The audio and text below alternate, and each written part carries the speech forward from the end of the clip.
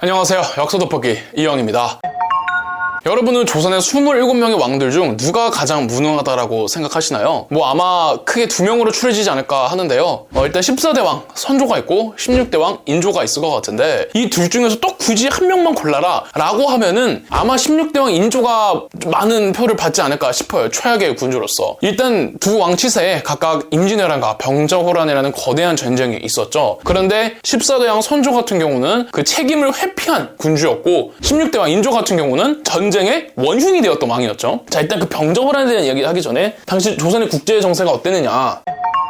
자, 조선이었고 명나라가 있었고 여기 여진족이 있었습니다. 이 여진족은 후금을 세웠죠. 후금을 세워서 명나라와 이 요동에 대한 지배권을 두고 다투고 있었을 때였습니다. 자, 이때 인조는 어떻게 해서 왕이 됐습니까? 선대왕이었던 15대 왕 광해군을 몰아내고 인조 반정으로 왕이 된 왕이 인조였습니다. 그리고 그 이전에는 야당이었던 서인이 여당으로 집권을 하게 된 거죠. 그런데 인조가 몰아냈던 그 15대 왕 광해군 같은 경우는 일단은 물론 우여곡절이 좀 많긴 했지만 어쨌든 그 누르하치의 그 여진족 후금과 우호적인 관계를 유지하려고 굉장히 노력을 했고요. 그러면서도 혹시 모를 이 여진족 후금군의 침입을 대비하기 위해서 이 북방의 국방력을 굉장히 강화해 놓은 상태였습니다. 자, 그런 상태에서 광해군의 외교와 정치를 비난하면서 광해군을 몰아내고 인조가 왕이 되었습니다. 그래서 인조는 광해군의 외교 정책을 부정을 해야만 했기 때문에 여진족에서는 후금에 대한 적대적인 관계를 노골적으로 비추고 명나라에 대한 사대주의를 훨씬 더 강화를 했습니다. 결국 나중에 이제 누르하치가 죽고 누르하치의 뒤를 이은 홍타이지가 1627년에 침입한 게 정묘호란이죠. 물론 인조도 광해군만큼 북방의 국방력을 강화해 놓고 있었습니다. 그런데 이 정묘호란이 터지기 전에 이 서북쪽 국방을 담당했던 이괄이라는 사람이 반란을 일으키면서 그 반란 자체는 진압이 되었지만 반란군 상당수가 만약에 후금군이 내려올 경우에 가장 먼저 막아 싸워야 될 병력으로 반란을 일으켰었어요. 그래서 이괄의 난 때문에 이 서북 쪽의 국방력을 그렇게 강화해 놓았던 것들이 한순간에 이 초토화가 되어 있는 상태였습니다. 그런 상태에서 1627년 정묘호란에 발발을 했고 여기 이제 그 방어선들은 다 그냥 우후죽순 막 쓰러지다가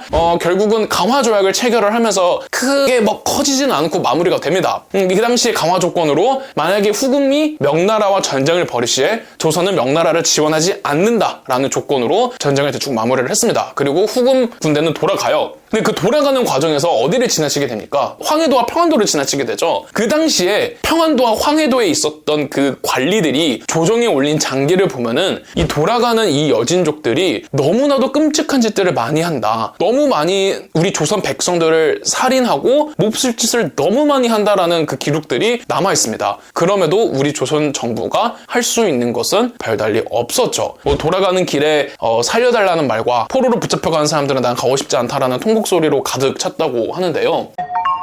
자, 그리고 훗날 홍타이지는 몽골족까지 통합을 한 이후에 국호를 청나라로 바꿉니다. 자, 청나라로 국호를 바꾸고 홍타이지는 황제가 되었습니다. 그리고 조선에 용골대와 마부대라는 사신을 보내서 인조에게 황제 즉위식에 동참을 하라라는 서신을 보냅니다. 자, 그런데 인조가 어느샌가부터 갑자기 정신이 획가닥 돌기 시작합니다. 1627년에 정묘호란 당시에 강화조약을 체결하면서 마무리했다고 했잖아요. 그 강화 조건 중에 하나가 조공을 하겠다는 것이었습니다. 조공을 하고 또 무역시장도 열겠다고 했는데 점점 시간이 지날수록 그 조공의 양을 인조가 줄이기 시작하고 그 무역시장도 막 제대로 안 여는 등 이 홍타이지 입장에서는 얘 뭐지 하는 짓들을 많이 합니다. 그리고 인조가 그 청나라의 그 당시에는 후금이었는데 홍타이지에게 보내는 이 왕의 친서에 굉장히 그 여진족들을 비하하고 도발하는 내용들로 가득했다고 해요. 정신이 획가닥 돈 거죠. 그러면서 전쟁 날 테면 나 봐라. 내가 직접 나가 싸우겠다. 인조가 이런 망언 같은 걸 했다고 합니다. 그리고 이 용골대와 마부대라는 청나라 사신이 와가지고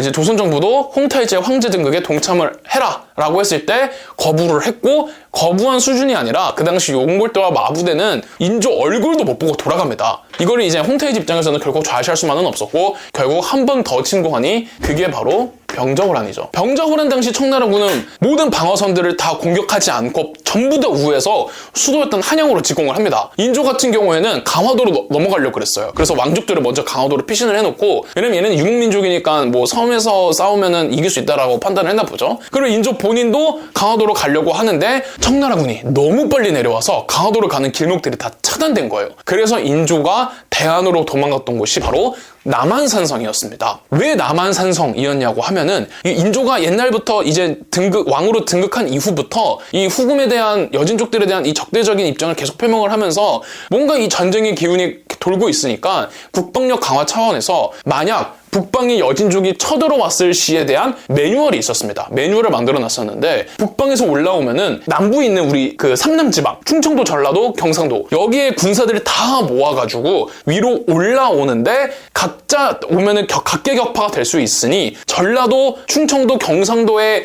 군사들이 집결하는 장소를 세워두기로 해요. 그거를 남한산성으로 정해뒀었습니다. 그래서 매뉴얼이 이렇게 올라오면은 삼남지방에 있는 모든 군사들이 다 같이 북상해서 남한산성에서 만나는 게 매뉴얼이었는데 인조가 남한산성으로 들어가 버린 거죠. 그래서 어쨌든 이 삼남지방의 군사와 병사들이 남한산성에 있는 인조를 구하러 올라옵니다. 그리고 인조는 남한산성에서 47일간을 버티며 이 밑에서 올라오고 있는 삼남지방의 조선군들의 활약상을 기대하고 있었죠. 하지만 어떻게 됩니까? 바로 경기도 광주까지 왔는데 경기도 광주의 쌍령이라는 골짜기에서 쌍령 전투에서 삼남지방의 군사들이 전멸합니다. 조선군이 지죠. 그러니까 더 이상 인조에게 희망이 남지 않았었던 거고, 그리고 강화도에 있었던 왕족들도 다 포로로 잡힙니다. 인질이 돼요. 결국 더 이상 항전할 수 없었던 인조가 항복을 선언을 했고 남한산성에 나와서 청나라 황제였던 홍타이지에게 그 굴욕적인 절을 하면서 전쟁이 끝이 나죠.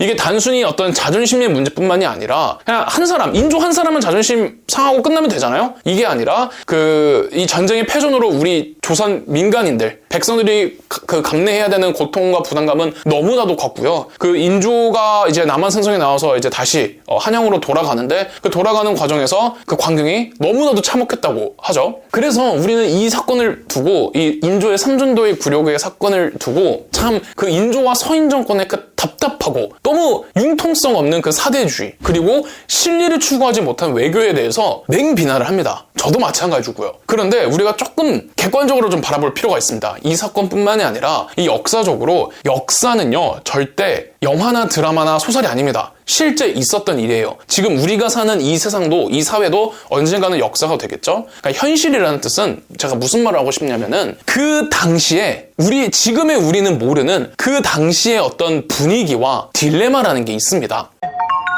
예시를 한번 들어볼게요. 어디까지나 예시입니다. 그렇게 된다는 뜻이 아닙니다. 자, 우리나라 같은 경우는 굉장히 외교가 중요한 국가죠. 지금 대한민국도 그렇고 중국과 미국이 있습니다. 근데 중국이 어마어마하게 경제 성장을 하고 있다라고 예시를 둡시다. 중국 기업들이 세계 모든 시장들을 다 석권하고 있어요. 그리고 미국의 기업들은 다 도산하고 있고 미국은 그냥 무너지기 일보 직전이에요. 경제적으로. 이렇게 쳤을 때 두 국가가 동시에 한국에 투자금을 좀 지원해달라고 요청이 옵니다. 한 국가만 선택할 수 있습니다. 자, 중국에다가 투자를 하면은 우리나라 경제력이 막강하게 올라갑니다. 몇백 배 이상의 수익을 벌어들일 수 있대요. 하지만 미국에게 투자를 하면은 한국도 같이 무너집니다. 자, 이런 상황에서 누구에게 대한민국은 투자금을 줘야 될까요? 아니, 당연히 중국에게 줘야 되는 거 아니야? 이익이 있는? 라고 생각할 수 있겠지만 과연 우리가 선뜻 그렇게 할 수 있을까요? 우리 한국의 이 대중의 어떤 그 여론이 너무나도 선뜻 당연히 중국 선택해야지 라고 할 수 있을까요? 6.25 때 우리나라를 도와줬던 우방국인 미국을 버리고 6.25 때 우리나라를 공격했던 그 중공군의 역사를 가지고 있는 중국을 쉽게 선택할 수 있을까요? 맨날 허구한 우리 것 가지고 지네 거라고 우기는 그 중국을 쉽게 우리가 선택할 수 있을까요? 그 당시에는요, 지금 한국이 중국을 싫어하는 것보다 조선은 여진족을 굉장히 미개하게 여겼고요. 지금 우리가 미국에게 의존하는 것보다 조선은 훨씬 더 크게 명나라에 의지를 하고 있었습니다. 그리고 인조는 어떻게 왕이 됐습니까? 광해군을 무너뜨리고 왕이 됐어요. 그러면은 인조는 별다른 선택지가 없습니다. 반드시 전 정권과는 반대되는 정책과 입장을 고수를 해야 돼요. 왜냐하면 전 정권을 비난해가지고 자기가 왕이 됐으니까. 그래서 만약에 현 대한민국의 정권에서 아까 제가 말씀드린 그 예시 상황에서 중국을 선택했다고 칩시다. 아마 어마어마한 이 국민들의 저항이 있을 거예요. 그리고 다음번 선거 때 그 정권은 무너지겠죠? 그리고 다른 정권이 교체가 됐습니다. 그럼 그 교체된 정권은 미국을 선택할 수밖에 없어요. 왜냐하면은 본인들이 정권을 유지하게 된 그 명분이 전 정권을 부정하면서 됐기 때문에 별다른 선택지가 없이 그냥 망해가는 꼴의 나라에다가 투자를 하고 같이 망하는 수밖에 없는 거예요. 그러니까 인조가 딱 그랬던 거죠. 인조와 서인 정권이라고 몰랐겠습니까? 자꾸 그렇게 적국을 도발하다가 화를 당할 거라고. 물론 본인들이 그렇게 굴욕적으로 절을 하고 뭐 그랬을 거라고는 예상은 못했겠지만 인조와 서인 정권 입장에서도 딜레마라는 게 있었고 선택하기 굉장히 어려운 상황이 있었던 거죠. 그래서 뭐 지금 제가 서인 정권이나 인조를 우호하고 이렇게 두둔하는 건 절대 아닙니다. 저도 비난을 할 겁니다. 근데 여러분들께서는 이 인조와 서인 정권의 잘못된 외교 정책에 대해서 비난만 할 뿐만이 아니라 그 시대 때 있었던 그 어떤 그 딜레마의 본질 그리고 그 현실을 잘 파악을 해서 이게 혹시 현대에서 되풀이됐을 때는 어떻게 해야 되는가를 한번 고민해 보시는 게 또 좋은 역사적인 공부 접근론이 되지 않을까 합니다. 저희 역사 돋보기가 멤버십 가입을 시작했습니다. 멤버십 가입을 해주신 분들 덕분에 영상 제작에 큰 도움이 되고 있습니다. 감사합니다. 영상 재미있으셨다면 구독과 좋아요, 알림 설정까지 해주시면 감사드리겠습니다.